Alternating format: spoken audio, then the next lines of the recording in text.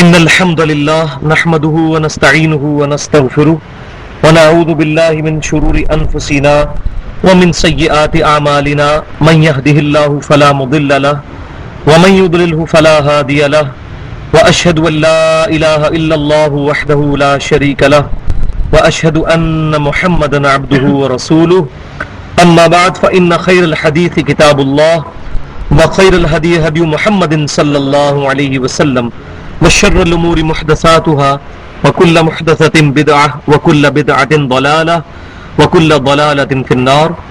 أعوذ بالله السميع العليم من الشيطان الرجيم من همزه ونفخه ونفثه. بسم الله الرحمن الرحيم. رب اشرح لي صدري ويسر لي أمري واحلل عقدة من لساني يفقهوا قولي. بسم الله الرحمن الرحيم. إن الله وملائكته يصلون على النبي يا أيها الذين آمنوا صلوا عليه وسلموا تسليما. اللهم صل على محمد وعلى آل محمد كما صليت على إبراهيم وعلى آل إبراهيم إنك حميد مجيد. اللهم بارك على محمد وعلى آل محمد كما باركت على إبراهيم وعلى آل إبراهيم إنك حميد مجيد. آج تقریباً ایک مہینے کے وقفے کے بعد اپنی ترجمہ کلاس وہیں سے شروع کریں گے انشاءاللہ، جہاں ہم نے رمضان المبارک سے پہلے چھوڑی تھی. آج 5 اور 6 شوال المکرم 1432 ہجری کی درمیانی رات ہے، 3 ستمبر 2011 اور ہفتے کا دن ہے. آج انشاءاللہ سورہ آل عمران کی آیت نمبر 96 سے ہم انشاءاللہ شروع کریں گے. بسم اللہ الرحمن الرحیم. ان اول بیت وضع للناس للذی ببکۃ مبارکا وہدی للعالمین.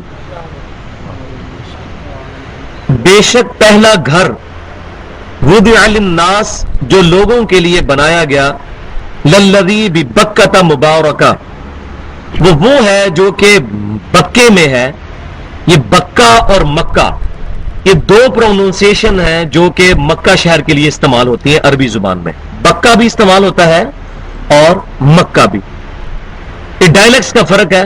پنجابی زبان میں بھی کئی ایسی چیزیں ہیں جن کے لیے دو الفاظ استعمال ملتے جلتے استعمال ہوتے ہیں. تو عربی کے بھی یہ دو الفاظ بکہ اور مکہ.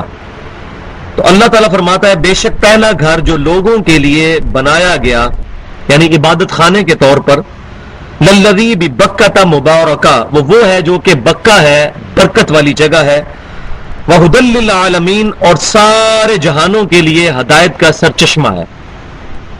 صحیح بخاری اور مسلم کی متفق علیہ حدیث ہے. امام کائنات سید الاولین والآخرین شفیع المذنبین رحمت للعالمین سیدنا و مولانا امام اعظم محمد رسول اللہ صلی اللہ علیہ وسلم نے ارشاد فرمایا کہ سب سے پہلا جو گھر اللہ تعالیٰ نے تعمیر کیا وہ مکہ مکرمہ میں بیت الحرام مسجد الحرام ہے، اور اس کے 40 سال کے بعد مسجد اقصیٰ کی تعمیر ہوئی.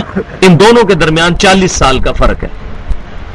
تو سب سے پہلے مکہ جو تھا اس کی تعمیر سیدنا آدم علیہ السلام نے کی.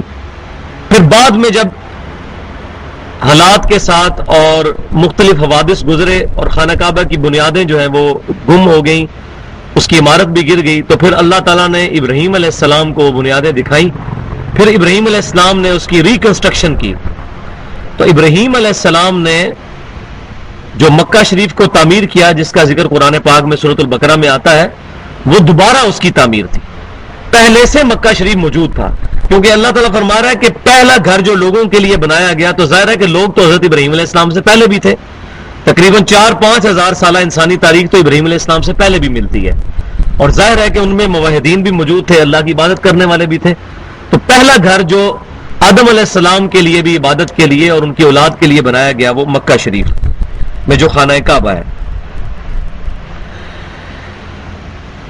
فیہ آیات بینات مقام ابراہیم. اس میں روشن نشانیاں ہیں جن میں سے ایک بڑی روشن نشانی ہے مقام ابراہیم. اور روشن نشانیوں میں حجر اسود بھی موجود ہے جو جنت کا یاقوت ہے. جامعہ ترمذی میں صحیح حدیث ہے کہ جنت کا یاقوت ہے حجر اسود. تو اللہ تعالیٰ نے اس کو جنت سے اتارا ہے زمین کے اوپر. اسی طریقے سے صفا اور مروہ وہ بھی اللہ کی نشانیوں میں سے ہیں. ان میں سے ایک بڑی نشانی مقام ابراہیم ہے، وہ آج بھی موجود ہے. اور اللہ تعالیٰ نے سورۃ البقرہ میں ارشاد بھی فرمایا کہ ابراہیم علیہ السلام کے کھڑے ہونے کی جگہ کو اپنی نماز کا مقام بناؤ. تو مقام ابراہیم ایک جگہ ہے، وہاں پر ایک پتھر موجود ہے جس پر کھڑے ہو کر ابراہیم علیہ السلام نے خانہ کعبہ کی تعمیر کی. وہ آج بھی جو خانہ کعبہ شریف کا دروازہ جس دیوار کے اندر ہے، اس دیوار کے سامنے بالکل تھوڑے سے فاصلے کے اوپر وہ گولڈن کلر کا ایک ایسے کر کے عمارت سی بنی ہوئی ہے جس کے اندر ایک پتھر ہے، وہ ابراہیم علیہ السلام کے کھڑے ہونے کی جگہ. ومن دخلہ کان آمنا، جو بھی خانہ کعبہ میں داخل ہو گیا وہ امن پا گیا. یہ سراپا امن ہے یہ جگہ. اور بلکہ یہ ٹریڈیشن اس قدر عام تھی کہ مشرکین مکہ باوجود اس کے کہ ان کا دین ٹیمپرڈ فارم میں تھا، تعریف شدہ تھا، ان کو اپنا کوئی جانی دشمن بھی، اپنے باپ کا اور بیٹے کا قاتل بھی اگر مل جاتا خانہ کعبے کے اندر تو اس سے بدلہ نہیں اتارتے تھے. یعنی خانہ کعبے کا جو امن کا گھر ہونا، یہ مشرکین مکہ میں بھی اس کا رواج موجود تھا. وَلِلَّهِ عَلَى النَّاسِ حِجُّ الْبَيْتِ، اور اللہ کے لیے لوگوں پر یہ فرض ہے، لوگوں پر یہ فرض ہے، علی الناس، لوگوں پر یہ اللہ کا حق ہے، حج البیت، کہ اللہ تعالیٰ کے گھر کا حج کرے. من استطاع الیہ سبیلا، وہ شخص جو اللہ کی راہ میں سفر کرنے کا فائنینشلی بھی، صحت کے اعتبار سے بھی اور اپنے سوشل پوائنٹ آف ویو سے بھی جو سفر اختیار کر سکتا ہے وہ حج کا سفر اختیار کرے. یہ اللہ تعالیٰ کا حق ہے اس کے بندوں پر. ومن کفر، اور جو کوئی قدرت کے باوجود حج بیت اللہ نہیں کرے گا، اس کا انکار کر دے گا اپنے عمل سے. ایک تو ہے عقیدے سے انکار، ایک ہے عمل سے انکار، دونوں قسم کے انکار. جو بھی اپنے عمل سے یا عقیدے سے بیت اللہ شریف کے حج کا انکار کر دے گا، فإن اللہ غنی عن العالمین، تو بے شک اللہ تعالیٰ تمام جہان والوں سے بے نیاز ہے. اللہ تعالیٰ کو اس چیز کی کوئی حاجت نہیں ہے، نہ نعوذ باللہ اللہ تبارک و تعالیٰ اس چیز کا محتاج ہے کہ لوگ آ کے اس کے گھر کا حج کریں. یہ اللہ تبارک و تعالیٰ نے لوگوں کے بھلے کے لیے کہ اللہ تبارک و تعالیٰ کے احکامات کی وہ پیروی کریں، اس کے بدلے میں ان کو جنت ملے. جیسے کہ بخاری اور مسلم کی متفق علیہ حدیث ہے کہ جو حج کرتا ہے اللہ تعالیٰ کی راہ میں اور وہ حج مقبول ہو جاتا ہے تو اس کی جزا یہ ہے کہ وہ شخص بالکل ایسا ہو جاتا ہے جیسا کہ آج ہی ماں کے پیٹ سے پیدا ہوا، کوئی گناہ اس کے ذمہ نہیں رہتا اگر حج اس کا مقبول ہو جائے. تو اللہ تعالیٰ فرما رہا ہے کہ جو لوگ اللہ کی راہ میں حج کرنے سے کفر اختیار کریں گے تو اللہ تعالیٰ تو بے پرواہ ہے تمام جہان والوں سے. صحیح بخاری اور مسلم کی متفق علیہ حدیث ہے کہ اسلام کی بنیاد 5 چیزوں پر ہے. پہلی چیز کہ تم گواہی دو لا الہ الا اللہ وان محمد الرسول اللہ، کہ اللہ کے سوا کوئی معبود نہیں اور محمد صلی اللہ علیہ وسلم اس کے رسول ہیں. دوسری چیز نماز کو قائم کرو. تیسری چیز زکوٰۃ دو. چوتھی چیز اگر استطاعت ہو تو اللہ کی راہ میں حج کرو. اور 5ویں چیز رمضان کے روزے رکھو. تو یہ 5 بنیادیں ہیں اسلام کی. بلکہ امام مسلم رحمۃ اللہ علیہ تو کتاب الایمان میں پہلی حدیث یہی لے کے ہیں جس کو حدیث جبریل کہتے ہیں. اس میں یہ شروع میں بات موجود ہے کہ اسلام کی بنیاد، جب سیدنا جبرائیل علیہ السلام نے انسانی شکل میں آ کر نبی صلی اللہ علیہ وسلم سے کچھ سوال کیے تو اس میں جب اسلام کے بارے میں سوال ہوا تو آپ صلی اللہ علیہ وسلم نے فرمایا کہ اسلام کی بنیاد 5 چیزوں پر ہے. توحید کا اقرار، نبی صلی اللہ علیہ وسلم کی رسالت کا اقرار، یہ پہلی چیز. نماز کو قائم کرنا دوسری چیز. تیسری چیز زکوٰۃ دینا. چوتھا رمضان کے روزے، یہ بعض روایتوں میں حج چوتھے نمبر پر اور 5ویں نمبر پر رمضان کے روزے. لیکن یہ 5 بنیادی اسلام کی جو بنیادیں ہیں ان میں سے ایک کا ذکر یہاں بھی آ گیا. اب چونکہ سورہ آل عمران جو ہے یہ کرسچنز کو ایڈریس کرتی ہے پرائمری طور پر، کرسچنز کی جو غلطیاں ہیں اس کو پوائنٹ آؤٹ کیا گیا. اور میں نے سورہ آل عمران کے شروع میں بھی بتایا تھا کہ اس کی جو شروع کی آیات ہیں یہ سب کے سب نبی صلی اللہ علیہ وسلم کو ایجوکیٹ کرنے کے لیے تھیں کہ کرسچنز کے کون سے نظریات غلط ہیں، کون سے ان کے نظریات ٹھیک ہیں، اور اسی طریقے سے یہودیوں کی خرابیاں کیا ہیں، لیکن پرائمری طور پر کرسچنز کو ایڈریس کرنے کے لیے.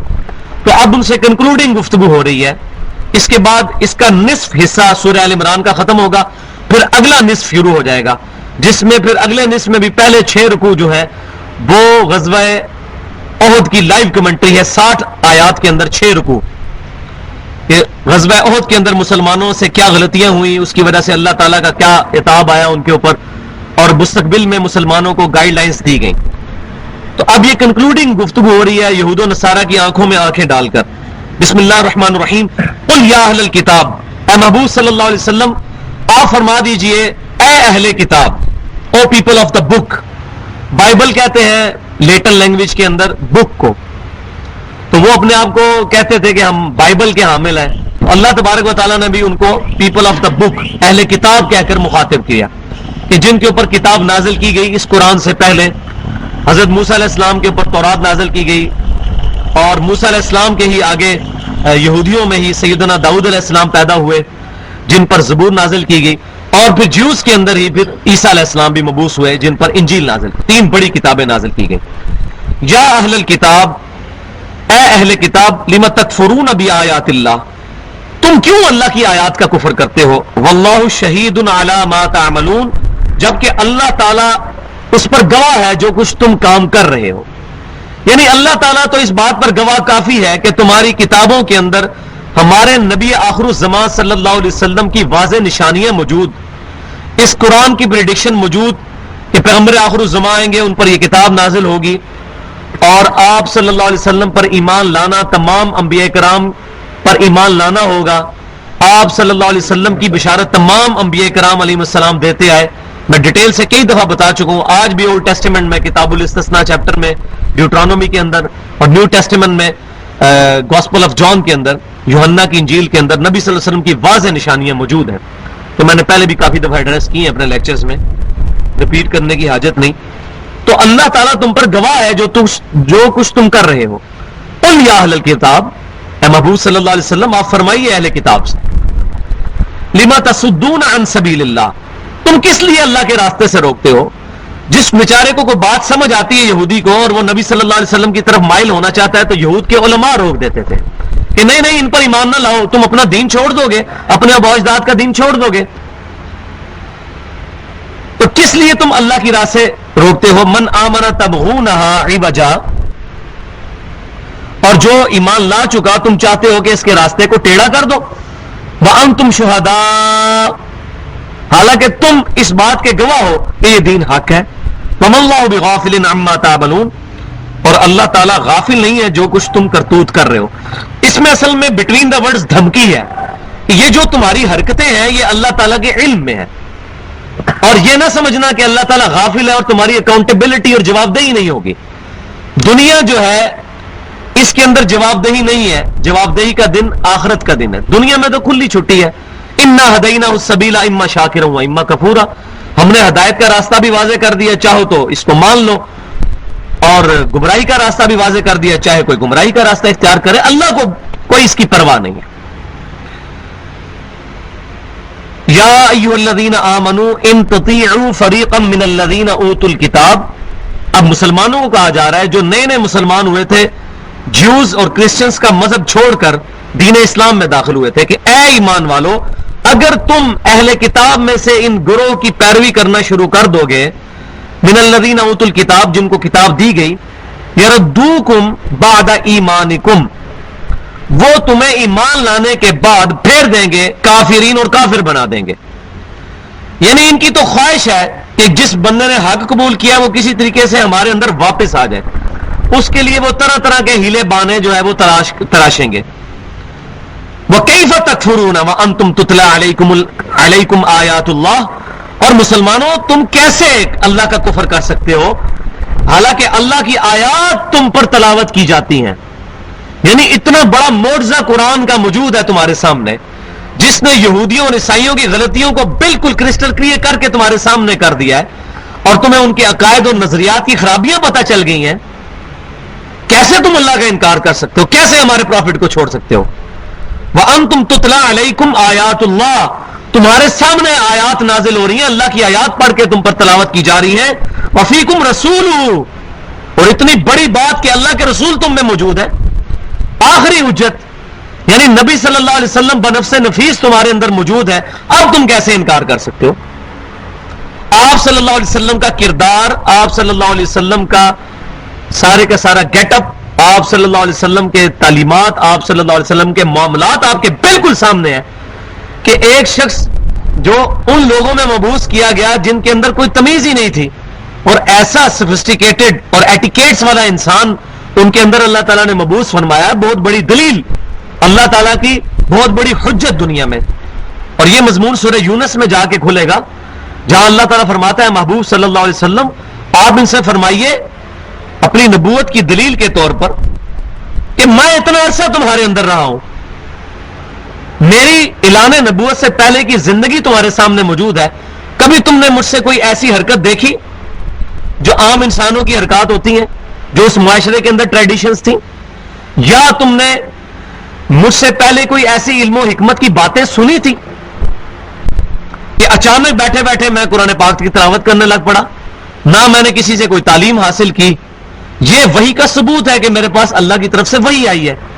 میری بڑی ڈائنامک لائف تھی، 40 سال کی، میں ایک کامیاب تاجر تھا اور دوسرے علاقوں میں سفر کر کے چیزیں بیچا کرتا تھا. اچانک جب زندگی کا 40واں سال آیا تو زندگی دنیا سے اچاٹ ہوئی اور جا کر غار ہرا میں نے مراقبہ کرنا شروع کر دیا اور وہاں اللہ تبارک و تعالیٰ نے وحی کا سلسلہ شروع فرمایا. تو یہ تمام کی تمام چیزیں اچانک جو ہوئی ہیں یہ اس چیز کا ثبوت ہے کہ یہ میں نے کوئی پری پلان چیزیں نہیں کی بلکہ اللہ تعالیٰ کی طرف سے ہوئی ہیں.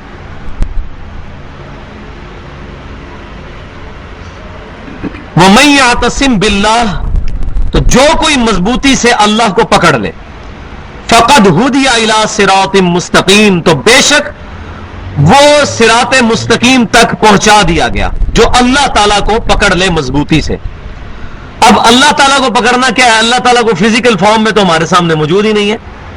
اللہ تعالیٰ کو پکڑنا کیا ہے؟ جو پچھلی آیت میں آ چکا، اسی آیت میں بلکہ وَأَنْتُمْ تُتْلَى عَلَيْكُمْ آیات اللہ، تم پر اللہ کی آیات تلاوت کی جاتی ہیں، یعنی قرآن کو پکڑ لو. وَفِيكُمْ رَسُولُهُ، اور رسول اللہ کو پکڑ لو. قرآن اور رسول صلی اللہ علیہ وسلم کو پکڑنا یہ اللہ تعالیٰ کے راہ ہدایت کو پکڑنا ہے. تو جس نے قرآن اور سنت کو پکڑ لیا اس نے اللہ تبارک و تعالیٰ کا صراط مستقیم حاصل کر لیا. تو یہ صراط مستقیم کے نام کے اوپر جو امت کو دھوکہ دیا جاتا ہے، یہ دن الصراط المستقیم صراط الذین انعمت علیہم، اور یہ آیت پڑھی جاتی ہے اور صراط الذین انعمت علیہم پڑھ کے ہر فرقہ اپنے بزرگوں کے نام لینا شروع کر دیتا ہے. جو بندی اپنے بزرگوں کے یہ نہیں صراط الذین انعمت علیہم، اشرف علی تھانوی صاحب، قاسم نوتوی صاحب، رشید احمد گنگوئی صاحب. بریلوی اپنے بزرگوں کے نام لینا شروع کر دیتے ہیں، جی یہ ہمارے علی اجویری صاحب، معین الدین چشتی صاحب، سلطان باؤ صاحب، احمد صاحب بریلوی صاحب، یہ صراط الذین انعمت علیہم ہے. اور اہل حدیث اپنے بزرگوں کے امام ابن تیمیہ کے، محمد عبد الوہاب صاحب، باقی لوگوں کے نام لینا شروع کر دیتے ہیں. حالانکہ اس آیت کا ترجمہ ہے جن پر تیرا انعام ہوا، پاسٹ ٹینس ہے، مستقبل کا تو صیغہ ہی نہیں ہے. انعام ہوا کا مطلب ہے کہ قرآن کے نزول کے وقت تک جو لوگ تھے وہ ڈیفینیٹ ہیں جن پر انعام ہوا، انبیاء کرام علیہم السلام اور صحابہ کرام علیہم رضوان. اس کے بعد قیامت تک اللہ کے نیک لوگ ہوں گے، لیکن ہمارے پاس کوئی تھرمامیٹر نہیں چیک کرنے کا، کوئی کسوٹی نہیں ہے ہمارے پاس، کوئی ٹچ سٹون نہیں ہے جس کے اوپر ہم چیک کر لیں. کیونکہ بریلویوں کے بزرگوں کو دیوبندی مشرک کہتے ہیں، دیوبندیوں کے بزرگوں کو بریلوی کہتے ہیں، یہ گستاخ رسول ہے. اہل حدیثوں کو سارے کہتے ہیں انگریزوں کی پیداوار ہے، ہم جائیں کدھر؟ تو اللہ تعالیٰ فرما رہا ہے کہ دو چیزوں کو پکڑو، اللہ کی کتاب کو اور اس کے رسول صلی اللہ علیہ وسلم کی سنت کو.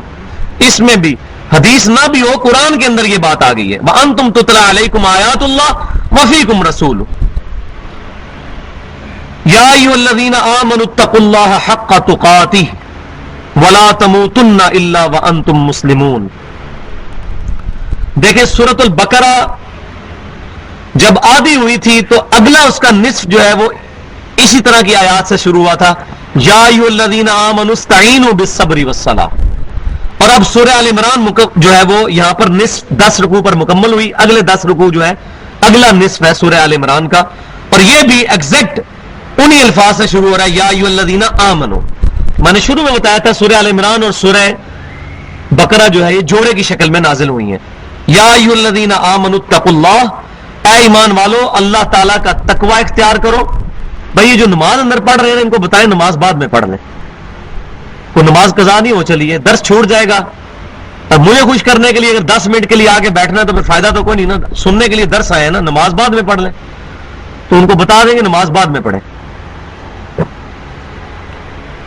اے ایمان والو اللہ تعالیٰ کا تقوی اختیار کرو حق تقاتی، اور ایسا تقوی اختیار کرو جیسا کہ اللہ تعالیٰ سے ڈرنے کا حق ہے.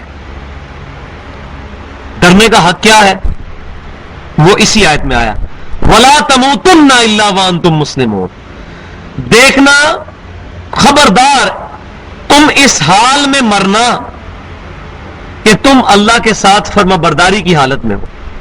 وَلَا تَمُوتُنَّ، اور دیکھنا تمہیں مت موت آئے الا مگر اس حال میں وَأَنْتُمْ مُسْلِمُونَ کہ تم مسلمان مرنا، اللہ کے فرما بردار مرنا. مسلم کہتے ہیں عربی زبان میں فرما بردار کو، تابع فرمان کو، اوبیڈینٹ کو. تو اللہ کے تقوی کا حق یہ ہے کہ فرما برداری کی حالت میں موت آئے. تقوی وقا سے نکلا عربی زبان میں بچنا. تقوی یہ ہے کہ اللہ تعالیٰ کے خوف کی وجہ سے اس کی حرام کردہ چیزوں سے بچنا اور اس کی فرض کردہ چیزوں کو اڈاپٹ کرنا. اور اللہ تعالیٰ ٹوٹل اوبیڈینس چاہ رہا ہے کہ تمہیں موت نہ آئے مگر اس حال میں کہ تم مسلمان ہونا. اب کسی کو پتا ہے اپنی موت کا وقت کیا ہے؟ کسی کو نہیں پتا. اس کا کیا مطلب ہے؟ ہر وقت اللہ کی فرما برداری میں رہنا. یہ نہ ہو عید والے دن سینما گھر گئے اور وہیں پہ خود کا شملہ اور معاملہ ٹھپ ہو جائے. یعنی کوئی لمحہ اللہ تعالیٰ کی یاد سے غافل نہ ہو، اللہ تعالیٰ کے بتائے ہوئے راستے سے غافل نہ ہو، اس کے محبوب صلی اللہ علیہ وسلم کے بتائے ہوئے طریقوں سے ہٹ کے نہ ہو. جو شخص سویا ہوا اس کا تو معاملہ ڈیفرنٹ ہے. جب تک وہ جاگ رہا ہے اس وقت اللہ تعالیٰ کی نافرمانی کے کام نہ ہو، اور جو اللہ تعالیٰ نے فرائض اس کے اوپر اوبلیگیٹری رکھے ہیں، اس کے اوپر فرض کیے ہیں، ان کو وہ پورا کرے.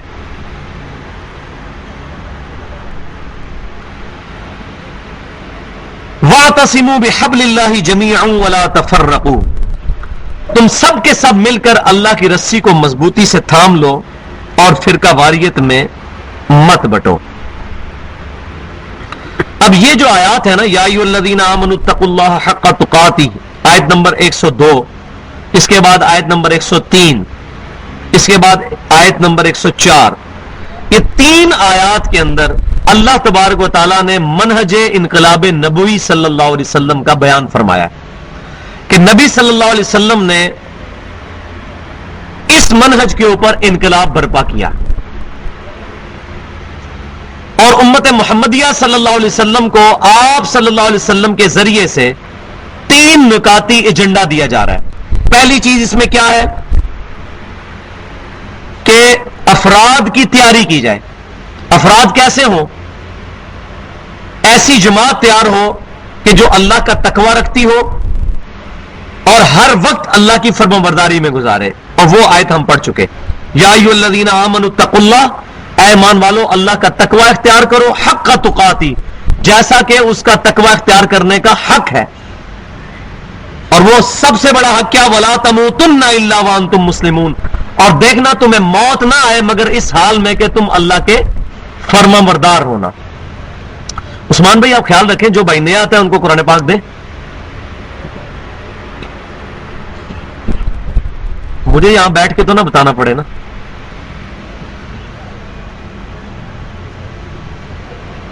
تو پہلی بات یہ کہ اللہ کا تقوی اختیار کرنا ہے، اور ایسا تقوی کہ اللہ تبارک و تعالیٰ کی فرما برداری اختیار کرنی ہے، اور موت نہ آئے مگر اس حال میں کہ اللہ کا فرما بردار ہو. انسان ہر وقت اللہ تعالیٰ کی فرما برداری میں گزرے. تو تین نکاتی جو ایجنڈا ہے اس میں پہلی بات یہ ہے. دوسری بات اگلی آیت میں آ رہی ہے، وَاعْتَصِمُوا بِحَبْلِ اللَّهِ جَمِيعًا وَلَا تَفَرَّقُوا. اب ظاہر ہے کہ جو افراد تیار ہوں گے تو ان افراد کو کسی بنیاد کے اوپر جوڑنا ہے. انسانوں کا معاملہ بھیڑ بکریوں والا نہیں ہے کہ ایک بندہ ہانکنا شروع کر دے تو بھیڑیں ساری ہانکنا شروع اسی طرف چلنا شروع کر دیں گی. انسان ظاہر ہے عقل رکھتا ہے، اپنا ذہن استعمال کرتا ہے. تو ایک کامن فیکٹر ہونا چاہیے جس کے اوپر سارے کے سارے جو جمعیت ہے وہ اکٹھی ہو جائے. مثال کے طور پر ہماری جتنی بھی ابھی دنیاوی ریولوشنز آئی ہیں، سوشلزم کی تحریک چلی ہے یا کمیونزم کی تحریک چلی ہے، کسی نہ کسی بنیاد کے اوپر چڑھی ہے.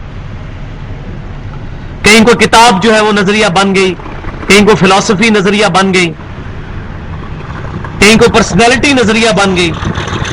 اب مسلمانوں کے لیے کیا ہے کہ مسلمانوں کے جو افراد تیار ہوں ان کے لیے بانڈنگ فیکٹر کیا ہو، کامن فیکٹر. جیسے میاں بیوی ایک خاندان کی شکل میں رہتے ہیں تو ان کے درمیان کامن فیکٹر اولاد ہوتی ہے. اولاد کی وجہ سے میاں بیوی شادی کے بعد ایک دوسرے کے ساتھ ٹالریٹ کرتے ہیں، ایک دوسرے کی غلطیوں سے صرف نظر کرتے ہیں، یار ہماری اولاد خراب نہ ہو جائے. تو ایک کامن فیکٹر موجود ہوا. تو مسلمانوں کی جو جماعت تیار ہوگی ان کے درمیان کامن فیکٹر کیا ہے؟ اللہ کی کتاب. اس کے اوپر پوری امت کو اکٹھا کیا جائے، جس پر کسی کا اختلاف نہ ہو. مولویوں کی لکھی ہوئی کتابیں ہوں گی تو ان میں اختلاف ہو جائے گا، کسی ایک مکتبہ فکر کی کتاب ہوگی دوسرا اختلاف کر دے گا، اس کی ہوگی کوئی اور اختلاف کر دے گا. تو مسلمانوں کے درمیان کامن فیکٹر کے طور پر، کامن بانڈ کے طور پر وہ یہ کتاب ہوگی، جو بدقسمتی کے ساتھ آج کل اہل تصوف نے اس کو وہ بیعت کی شکل دے کر، جو نبی صلی اللہ علیہ وسلم کی بیعت کے ساتھ اس کو ریلیٹ کرتے ہوئے اس کو کامن فیکٹر کے طور پہ کہ یہ ہمارے حضرت صاحب ہے، یہ کامن فیکٹر ہے، جو یہ فرما دیں گے چاہے قرآن کے خلاف فرمائے چاہے حدیث کے خلاف، کسی نے چیک نہیں کرنا، بس یہ حضرت صاحب ہے، سر تسلیم خم ہے، ان کے ہاتھ پہ بیعت کر لی. اور بیعت کی مثال دیتے ہیں نبی صلی اللہ علیہ وسلم کی بیعت. تو آپ صلی اللہ علیہ وسلم کی جو بیعت تھی بھائی، وہ بیعت تو ایک معصوم شخص کی بیعت تھی جس سے غلطی سرزد نہیں ہو سکتی تھی. آپ صلی اللہ علیہ وسلم کے بعد جو بیعت خلافت بھی ہوئی ہے وہ بھی دین کے طور پر بیعت نہیں ہوئی ہے، وہ دنیاوی امور کے اعتبار سے سیدنا ابوبکر، سیدنا عمر، عثمان و علی کی بیعت ہوئی ہے. اور وہ ان شرائط کے ساتھ ہوتی تھی کہ قرآن و سنت کی تعلیمات کے اندر اندر آپ کی بیعت کرتے ہیں. ایبسولوٹ بیعت نہیں تھی، وہ ایبسولوٹ بیعت صرف نبی صلی اللہ علیہ وسلم کی تھی جو دنیا پہ اللہ تعالیٰ کی حجت ہے. تو اس بیعت کی مثال دینا اور اس کی بنیاد کے اوپر آج جو بیعت کی جا رہی ہے اس کا ثبوت قرآن و حدیث میں کہیں نہیں ہے.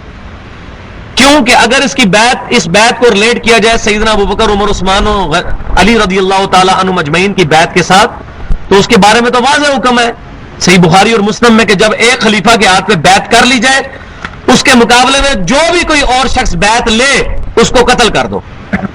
تو پاکستان میں میرا خیال ہے 15-20 ہزار پیر تو ویسے ہی قتل ہو جائیں گے، کیونکہ ایک پیر ہونا چاہیے نا. پھر اگر اس کی مثال دینی ہے تو وہ خلیفۃ المسلمین دنیا میں ایک ہوگا جس پر سارے جمع ہوں گے. واضح آپ صلی اللہ علیہ وسلم کا فرمان ہے کہ جو دوسرا بیعت لے اس کو قتل کر دو، جس کی پہلے بیعت لے لی گئی وہ خلیفۃ المسلمین ہے.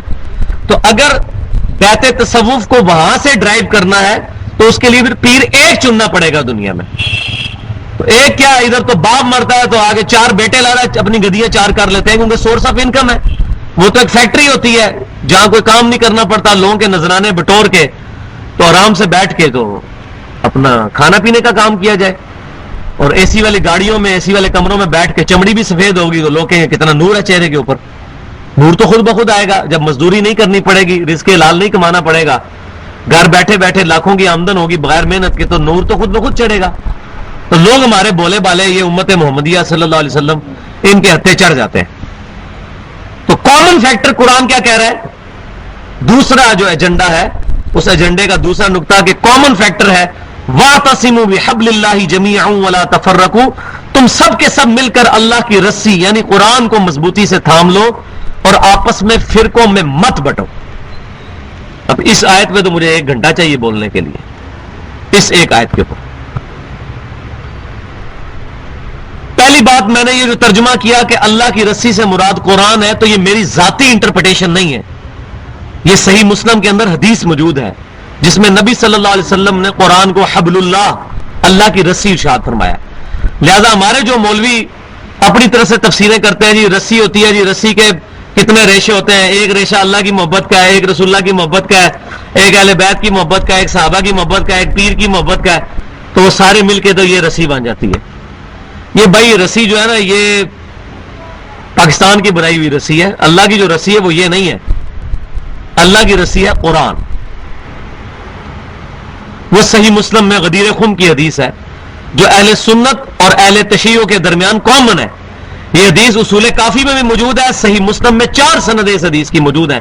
کتاب الفضائل چیپٹر میں انٹرنیشنل نمبرنگ کے مطابق 6225, 6226, 6227, 6228 4 حدیثیں صحیح مسلم کتاب الفضائل میں موجود ہیں. زید بن ارقم رضی اللہ تعالیٰ عنہ کہتے ہیں نبی صلی اللہ علیہ وسلم حجت الوداع سے واپسی پر جب مدینہ شریف آ رہے تھے اپنی وفات سے 2.5 مہینے پہلے آپ نے مکے اور مدینے کے درمیان ایک خم نامی گاؤں تھا، غدیر خم، اس جگہ پر کھڑا ہو کر آپ نے ایک خطبہ ارشاد فرمایا جس کے الفاظ یوں ہیں جو ہماری منہج پہ بھی لکھے ہوئے ہیں: اے لوگوں آگاہ ہو جاؤ، میں بھی ایک انسان ہوں، قریب ہے کہ اللہ کا قاصد یعنی موت کا فرشتہ میرے پاس آئے اور میں اس کی دعوت قبول کر لوں.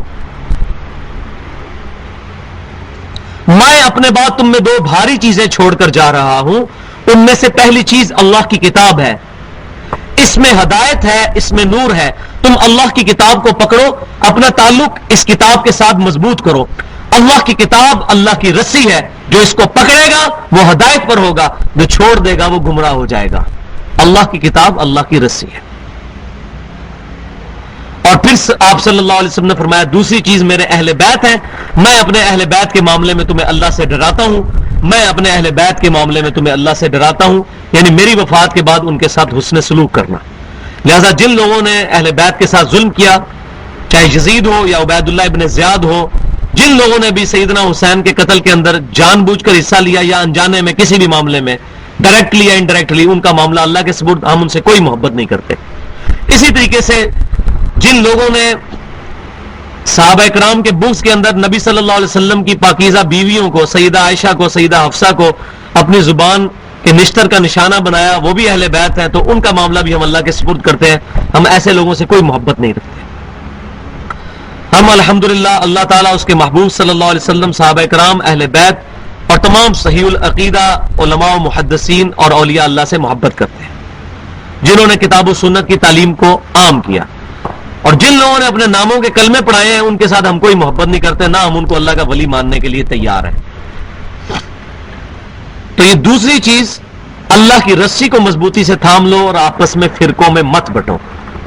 یہ مسلمانوں کو حکم ہو رہا ہے کہ فرقوں میں نہیں بٹنا، لیکن مسلمان کہہ رہا ہے میں نے فرقے بنانے ہیں.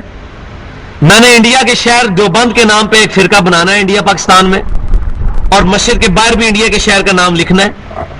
انڈیا کے شہر بریلی کے نام کے اوپر میں نے فرقہ بنانا ہے اور مشرق کے بعد بریلی لکھنا ہے. مشرق کے بعد میں نے اہل حدیث لکھنا ہے، کیونکہ جب تک میں اپنے فرقے کا نام نہیں لکھوں گا تو کیسے پتہ چلے گا کون سا مسلمان، کیونکہ میں نے تو فرقوں والا مسلمان بننا ہے. اور نبی صلی اللہ علیہ وسلم کے ساتھ جو مسلمان تھے وہ خالی مسلمان تھے، سادے. تو میں تو لش پش والا مسلمان بنوں گا، اپنے فرقوں کے نام بھی لکھوں گا، پھر فرقوں کے اندر مزید فرقوں کے نام، پھر اس کے اندر اپنے بزرگوں کی نسبتیں بھی لگاؤں گا. کوئی اپنے وہ قادری کہے گا، کوئی چشتی کہے گا، کوئی نقشبندی کہے گا، کوئی اویسی کہے گا، کوئی ادریسی کہے گا. میری تو تسلی نہیں ہونی جب تک میں ایک ایک نسبتیں اپنے ساتھ لگا کے فرقے در فرقے نہ بنا لوں. کیا صحابہ کرام مسجدوں کے باہر یہ نام لکھتے تھے؟ کیا صحابہ کرام نے کوئی فرقہ بنایا ہوا تھا؟ پھر مسجدوں کے اندر یہ لکھنا مانا علیہ وصحابی، کہ جس پر میں اور میرے صحابہ ہیں، اور نیچے لکھا ہو اہل سنت والجماعت، انفی دیوبندی، انفی بریلوی، اہل حدیث.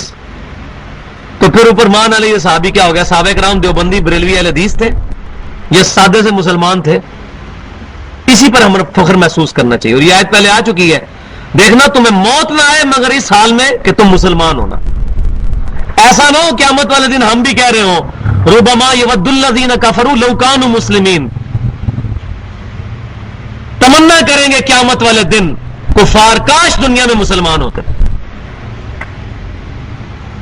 اور اللہ تعالیٰ قرآن پاک میں سورۃ الحج کے آخری رکوع میں فرما رہا ہے وَسَمَّاكُمُ الْمُسْلِمِينَ مِنْ قَبْلُ وَفِي هَذَا.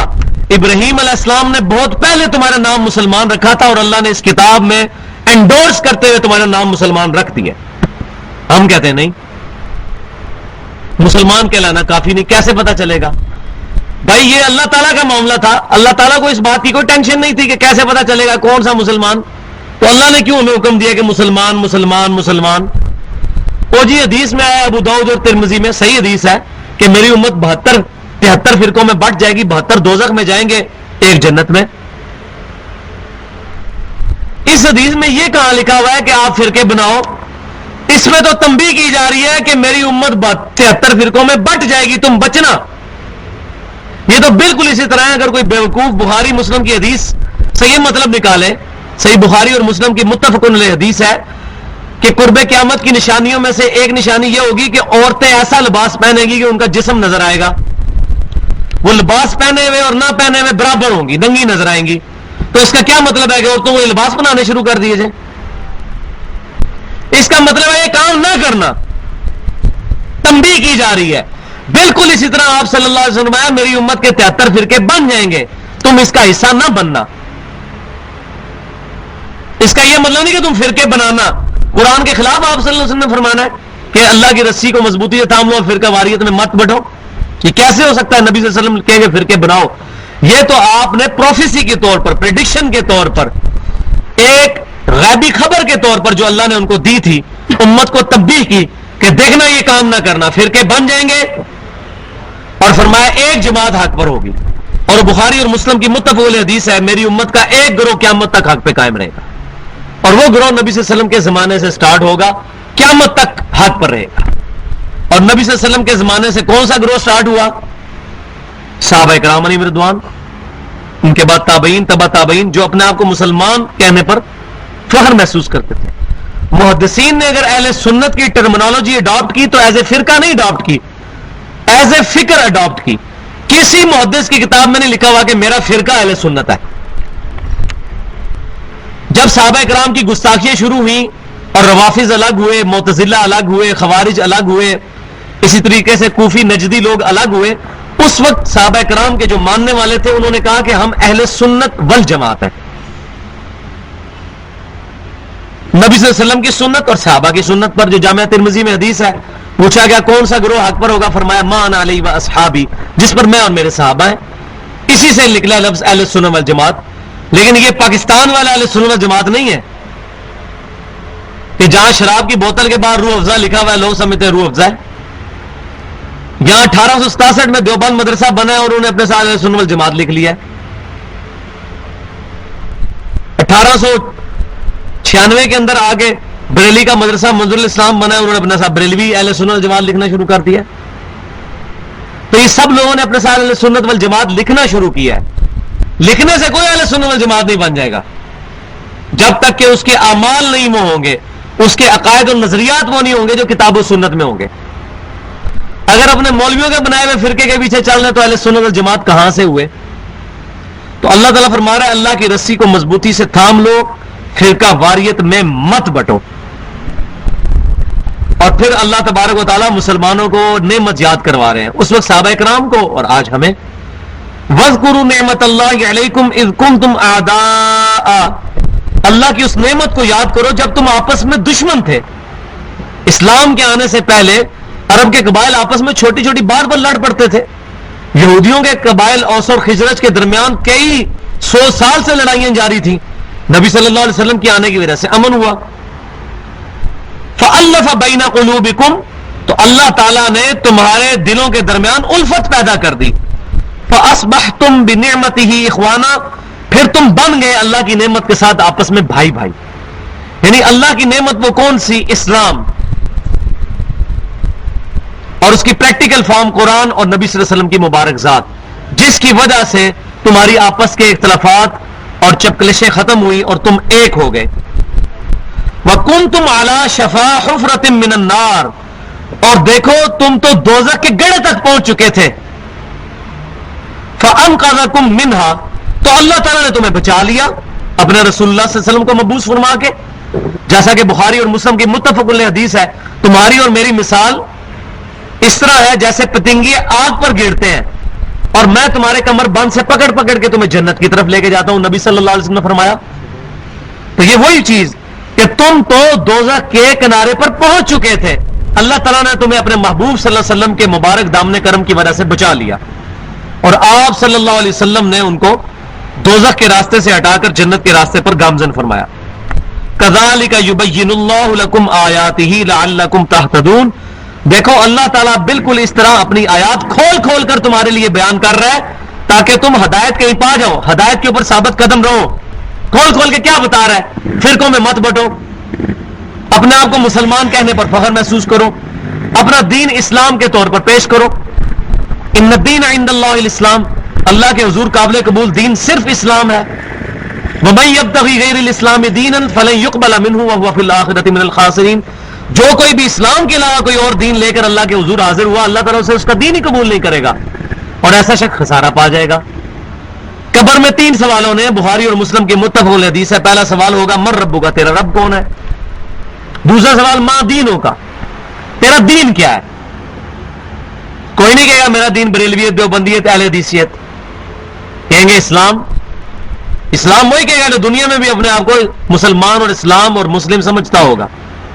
اور تیسرا سوال نبی صلی اللہ علیہ وسلم کے بارے میں ہوگا، ما کنت تقول فی حق ھذا الرجل، اس مرد کے بارے میں تم دنیا میں کیا کہا کرتے تھے. ترمذی کے الفاظ ہیں من نبی ہوگا، تیرا نبی کون ہے. اور مسند امام احمد میں ہے کہ وہ مردہ پوچھے گا کس مرد کی بات آپ کر رہے ہیں، تو فرشتے کہیں گے الذی بعث فیکم، اس مرد کی بات کر رہے ہیں جس کو اللہ نے تم میں نبی بنا کے مبعوث کیا تھا. تو وہ کہے گا ہوا محمد رسول اللہ، وہ تو اللہ کے رسول محمد صلی اللہ علیہ وسلم. یہ اس حدیث اس بات کا ثبوت ہے کہ نبی صلی اللہ علیہ وسلم قبر میں نہیں آئیں گے، ورنہ تو فرشتے کہتے ہیں یہ جو سامنے کھڑا ہے اس کے بارے میں پوچھ رہے ہیں. تو فرشتے کہیں گے الذی بعث فیکم، جس کو اللہ نے تم میں نبی بنا کے مبعوث کیا تھا اس مرد کے بارے میں تم سے پوچھ رہے ہیں.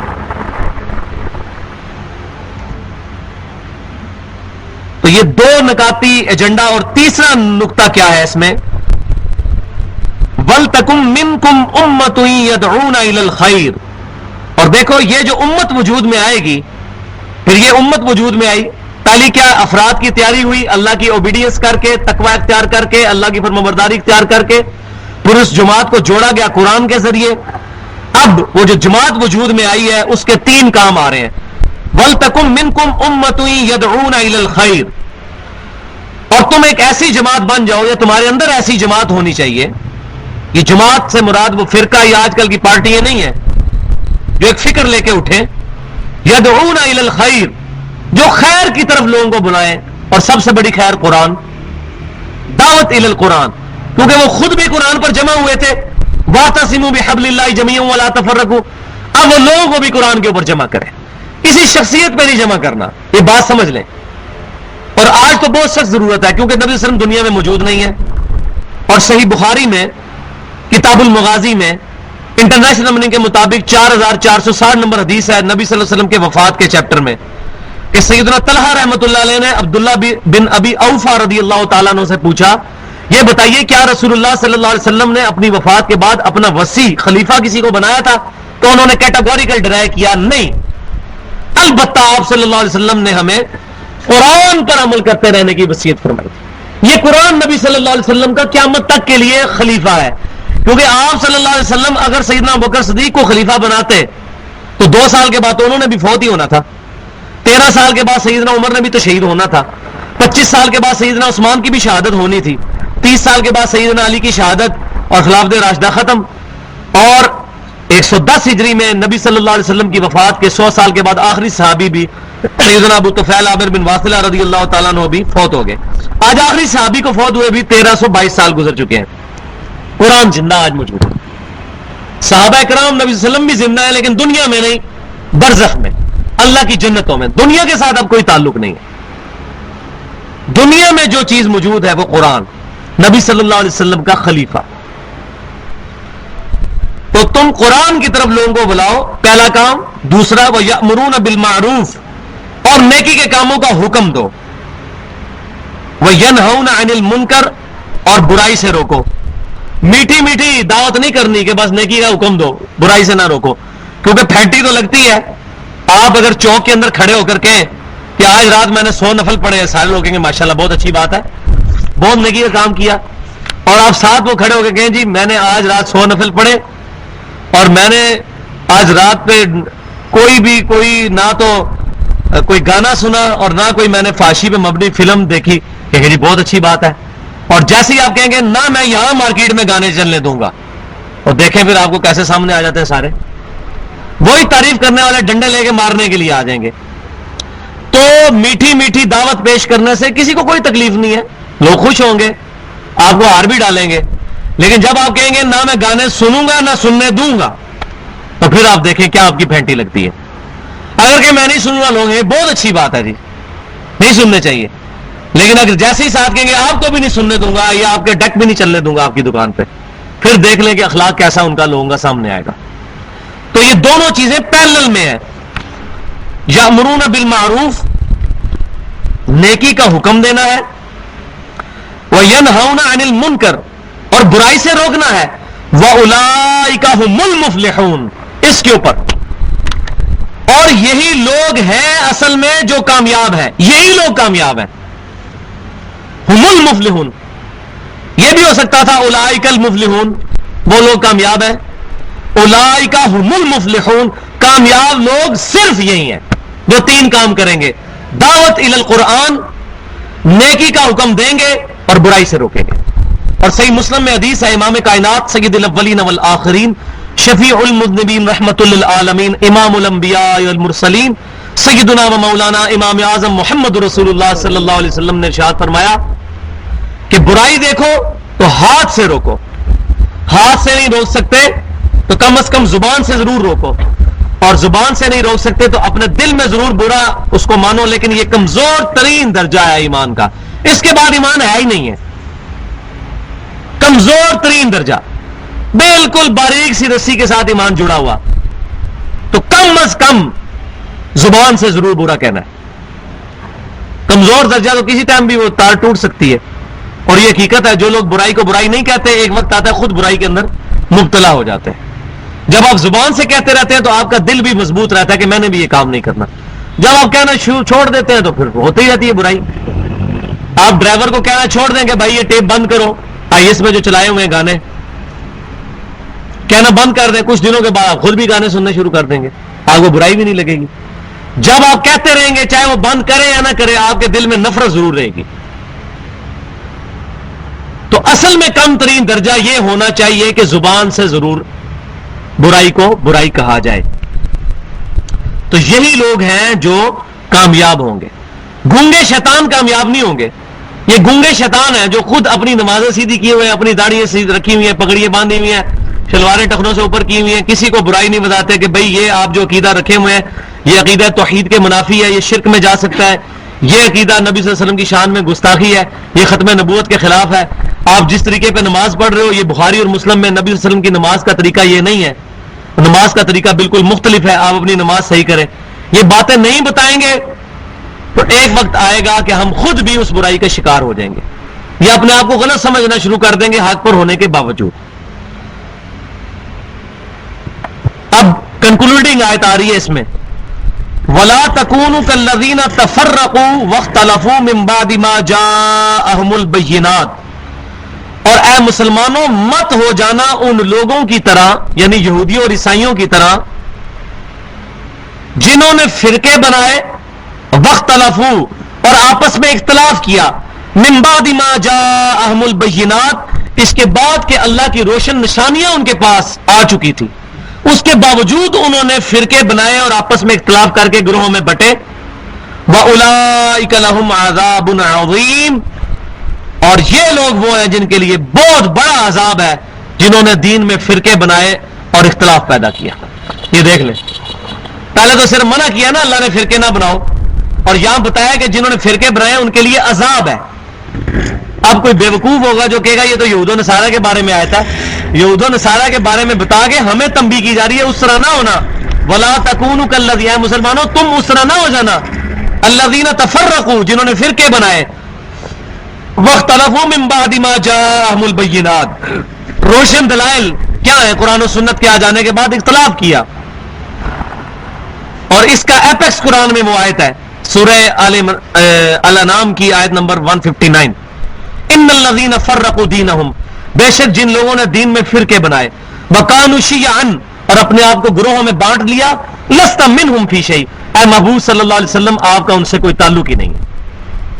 آپ صلی اللہ علیہ وسلم کا جو امتی ہوگا وہ فرقے نہیں بنائے گا. یوم تبیض وجوہ وتسود وجوہ قیامت والے دن، اس دن جب کہ کچھ چہرے روشن ہوں گے اور کچھ جو ہیں وہ سیاہ ہوں گے. اسود عربی میں کہتے ہیں سیاہ کو، اجر اسود بھی کالا ہے اس لیے اس کو اجر اسود کہتے ہیں. فَأَمَّا الَّذِينَ اسْوَدَّتْ وُجُوهُهُمْ، تو جن لوگوں کے چہرے کالے ہوں گے قیامت والے دن، ان کو کیا کہا جائے گا؟ اکفرتم بعد ایمانکم، کیا تم لوگوں نے ایمان کو سمجھ لینے کے بعد کفر اختیار کر لیا تھا؟ یعنی دل نے گواہی دے دی تھی کہ نبی صلی اللہ علیہ وسلم سچے پیغمبر ہے، کتابوں سے بھی تصدیق ہو گئی تھی، لیکن تم نے جان بوجھ کر ایمان قبول نہیں کیا، دل کے ایمان قبول کرنے کے بعد تم نے کفر کیا، دل نے گواہی دے دی تھی۔ اکفرتم بعد ایمانکم، کیا تم نے کفر کیا تھا ایمان کے بعد؟ اور یہ آج مسلمانوں کے بارے میں بھی ہے، جس کو قرآن سے آیت دکھا دی جائے، بخاری مسلم سے حدیث دکھا دی جائے اور اس کو کہا جائے کہ بھائی آپ جو پہلے کر رہے ہو یہ غلط ہے، یہ دیکھو نبی صلی اللہ علیہ وسلم کا یہ فرمان ہے، اللہ تعالیٰ کا یہ فرمان ہے، اور وہ اس کو نہیں مانتا، وہ بالکل یہی ہے اکفرتم بعد ایمانکم، اللہ کو مان لیا، رسول کو مان لیا، قرآن پیش کیا جا رہا ہے، حدیث پیش کی جا رہی ہے اور اب مان ہی نہیں ہو۔ اکفرتم بعد ایمانکم، کیا ایمان لانے کے بعد تم نے کفر کیا تھا؟ دل سے یہ بات مان لی تھی کہ میں نے نبی صلی اللہ علیہ وسلم کو اپنا آئیڈیل ماننا ہے، اور اب تم نے ماننے سے انکار کر دیا۔ جب آپ صلی اللہ علیہ وسلم کا فرمان آیا تو اب تمہارے بزرگ آڑے آگے، اتنے بڑے بڑے بزرگ پاگل ہیں بھائی، نہ تیرے بزرگوں کا دین نہ میرے بزرگوں کا دین، دین اللہ اور اس کے رسول کا دین ہے۔ سیدنا ابوبکر صدیق بھی اسی طریقے سے نبی صلی اللہ علیہ وسلم کے امتی ہیں جس طرح میں اور آپ ہیں، امتی ہونے میں تو ہم برابر ہیں، مرتبے میں برابر نہ صحیح، امتی ہونے میں تو برابر ہے، وہ بھی فالوور ہیں ہم بھی فالوور ہیں۔ سیدنا ابوبکر صدیق کو بھی کوئی نماز معاف نہیں تھی، مجھے بھی کوئی نماز معاف نہیں ہے، ان سے بھی قبر میں 3 سوال ہونے ہیں، مجھ سے بھی 3 سوال ہونے ہیں، سیدنا علی سے بھی قیامت والے دن 5 سوال ہونے ہیں، مجھ سے بھی 5 سوال ہونے ہیں۔ امتی ہونے کے اعتبار سے تو سارے برابر ہیں۔ کیا صحابہ کرام نے اپنے ناموں کے اوپر کوئی فرقے بنائے، یا لوگوں کو کہا کہ ہماری اس طرح کی پیروی کر کے ہمارے ناموں کے اوپر فرقے بنانا شروع کر دو؟ کسی نے بھی، کوئی بھی صحیح، نہ امام حنیفہ نے، نہ امام شافعی، امام مالک، امام احمد بن حنبل، امام بخاری، امام مسلم، ان بڑے بڑے بزرگان دین نے کوئی اپنے نام کے فرقے نہیں بنائے۔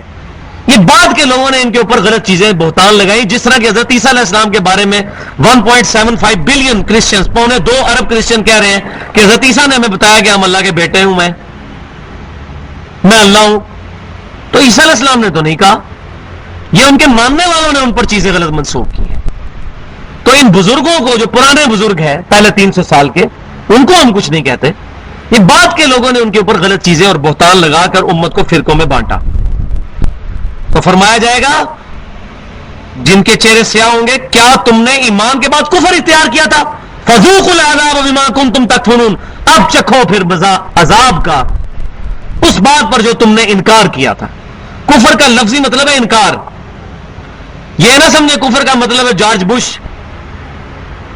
یا کلنٹن، کفر کا مطلب ہے انکار کرنے والا۔ انکار 2 ہے، اپنے عقیدے سے انکار، ایک اپنے عمل سے انکار۔ مسلمان جو ہوگا نہ اپنے عقیدے سے انکار کرے گا قرآن و سنت کا، نہ اپنے عمل سے۔ اگر وہ مانتا ہے کہ قرآن بخاری مسلم حق ہے تو اس پہ عمل کرے گا، اگر عمل نہیں کرے گا تو عملی طور پر وہ کافر ہوگا، عقیدے میں مسلمان ہوگا۔ کتنی خطرناک بات ہے۔ اور یہی بات ہے جو نبی صلی اللہ علیہ وسلم نے فرمایا تھا، صحیح مسلم میں حدیث ہے کتاب الایمان میں، کہ مسلمان اور کافر کے درمیان لکیر نماز ہے۔ جو نماز نہیں پڑھتا ہے تو مسلمان، لیکن عمل کفر والا ہے، عملی طور پر کافر ہے، عقیدے میں مسلمان ہے۔ اسی طریقے سے جو نبی صلی اللہ علیہ وسلم نے فرمایا کہ جس نے جان بوجھ کر نماز چھوڑ دی اس نے کفر کیا، اس کا کیا مطلب ہے؟ عقیدے میں مسلمان ہے لیکن عمل میں کافر ہے۔ کتنی خطرناک بات ہے، کتنی خطرناک بات ہے۔ تو جب تک یہ تمام چیزیں اکٹھی نہیں ہوں گی، لہذا اہل سنت کی یہ جو تعریف ہے ایمان کی وہ یہ ہے، اقرار باللسان، زبان سے اقرار کرنا، و تصدیق بالقلب، اور دل کے ساتھ اس پر قائم ہونا، تصدیق کرنا، و عمل بالجوارح، اور اعمال نیک کرنا کتاب و سنت کے مطابق۔ یہ 3 چیزیں ایڈ ہوں گی تو ایمان بنے گا۔ ایمان کی تعریف ہی آدھے لوگوں کو پتہ نہیں ہے مسلمانوں کو، وہ کہتے ہیں جی اقرار باللسان تصدیق بالقلب۔ تیسری شرط بھی ہے اپنے اعمال کے ذریعے اظہار۔ یہ آپ صلی اللہ علیہ وسلم نے فرمایا ہے کہ کفر اور اسلام کے درمیان فرق ہی نماز ہے، تو نماز کوئی تصدیق تو نہیں ہے، نماز پڑھیں گے تو تب ہوگا نا کہ دل میں نماز پڑھنی ہے۔ صحیح بخاری اور مسلم کی متفق حدیث ہے، ابن مسعود رضی اللہ تعالیٰ عنہ کہتے ہیں خدا کی قسم نبی صلی اللہ علیہ وسلم کے زمانے میں اگر کوئی بیمار 2 بندوں کے سہارے سے چل کر مسجد میں آ سکتا تو مسجد میں جماعت سے نماز ادا کرتا تھا. کئی لوگ اس کو منافق نہ سمجھنا شروع کر دیں نماز گھر پڑھنے کی وجہ سے. بیمار آدمی 2 بندوں کے سہارے سے, میرا خیال ہے ہم تو کبھی ایسی نوبت نہیں آئی کہ ہم کسی کا سہارا لے کے مسجد میں گئے ہوں.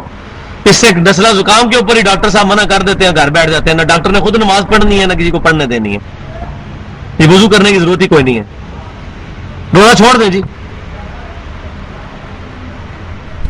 تو ابن مسعود رضی اللہ تعالیٰ کہتے ہیں ہمیں ڈر ہوتا تھا ہمیں منافق نہ سمجھا جانے لگے, تو 2 بندوں کے سہارے سے بھی اگر کوئی چل سکتا تو چل کے آگے مسجد میں نماز ادا کرتا تھا.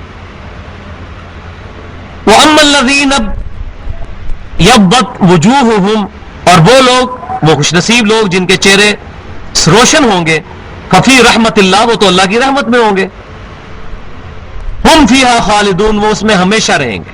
پھر اللہ کی رحمت ایسی سٹارٹ ہوگی کہ جیسے صحیح مسلم میں حدیث میں آتا ہے کہ جب جنتی جنت میں داخل ہوں گے تو ایک فرشتہ ندا کرے گا, تمہیں مبارک ہو, آج کے بعد ہمیشہ زندہ رہو گے, کبھی موت نہیں آئے گی. تمہیں مبارک ہو, آج کے بعد تم ہمیشہ صحت مند رہو گے, کبھی بیمار نہیں پڑو گے. تمہیں مبارک ہو, آج کے بعد تم ہمیشہ جوان رہو گے, کبھی بوڑھے نہیں ہوگے. تلک آیات اللہ نتلوہا علیک بالحق, یہ اللہ کی آیات ہے جو ہم حق کے ساتھ آپ پر تلاوت کرتے ہیں محبوب صلی اللہ علیہ وسلم اور آپ کے ذریعے سے امت تک. وما اللہ یرید ظلما للعالمین, اور اللہ تعالی انسانوں پر, جہان والوں پر ظلم کرنے کا کوئی ارادہ نہیں فرماتا. یہ لوگ خود اپنے اعمال کی وجہ سے جنت یا دوزخ میں پہنچیں گے, اللہ تعالیٰ ظلم نہیں کرتا. وَلِلَّهِ مَا فِي السَّمَاوَاتِ وَمَا فِي الْأَرْضِ, اور اللہ ہی کے لیے ہے جو کچھ آسمانوں میں ہے اور زمین میں ہے. وَإِلَى اللَّهِ تُرْجَعُ الْأُمُورُ, اور اللہ ہی کی طرف تمام کاموں کا لوٹنا ہے. سبحانک اللہم و بحمدک, اشہد ان لا الہ الا انت, استغفرک و اتوب الیک, وما علینا الا البلاغ المبین.